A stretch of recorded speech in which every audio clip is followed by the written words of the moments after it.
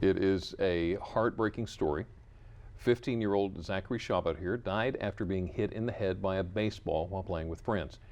Emergency crews responded to the high school field, said that it wasn't an organized event, just a group of boys that were playing ball, getting together for a fun time.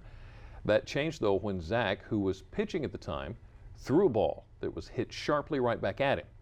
Coach Corey says Zachary always brought the biggest personality, a personality and smile that will be missed by all. It's so hard to grasp that a young man with that much life and enthusiasm isn't with us anymore. And it's hard, there's no question. You know, Zach is one of those kids that lived life to the fullest, no matter what he was doing, whether he was out in the boat fishing, hanging out at your house, or if he was at the baseball field, which is where it was probably his #1 passion. Zach's family members say they believe that he died from an unknown medical condition, like maybe an aneurysm, not from being struck by the baseball. They say there was no blunt force trauma from the ball. No matter how it happened, all say Zachary died doing what he loved most. Still tragic. Another young man found himself in a life-threatening situation.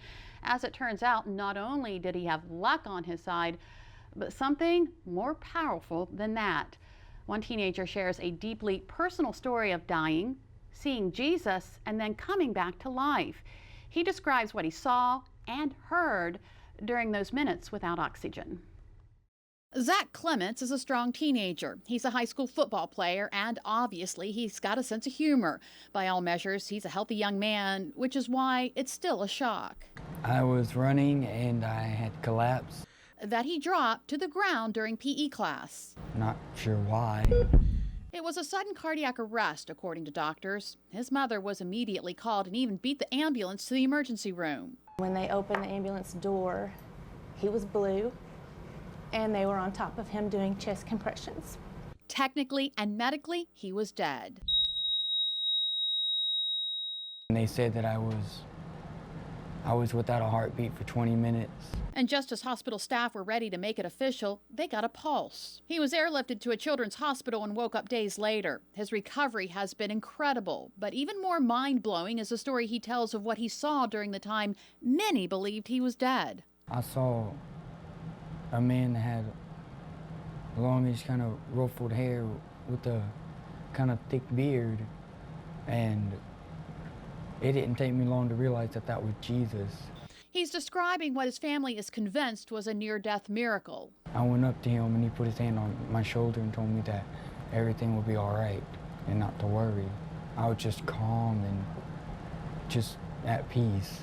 For him to wake up and tell us something that he experienced like that, it's just, I mean, you can't explain it. It's not humanly possible to explain it. Billy Clements is the teen's father. He says accepting his son's experience as a miracle is the only thing that makes sense. And that's what we're standing on. That was a rhema word from God that we got, and we're going to hold on to that. Do you think this is something that might strengthen your faith?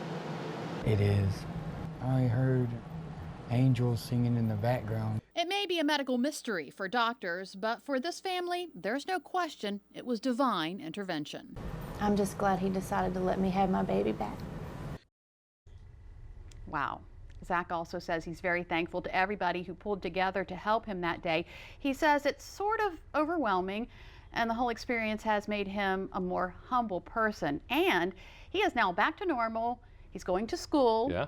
Minus the sports. Minus sports. Yeah. That's a great story. Yeah, that is a very good story. Unfortunately for many young people in school, part of their routine is being bullied. But some teachers are speaking out, saying it doesn't have to be. Up next, we're going to hear how one high school teacher is helping kids march to the beat of their own drum together. Now, she says there's not only power in numbers, there's also power in music. And bullying isn't only happening in schools, it's also happening online. Find out how one young woman is fighting back after being cyberbullied for years. DelmarvaLife, we'll be right back.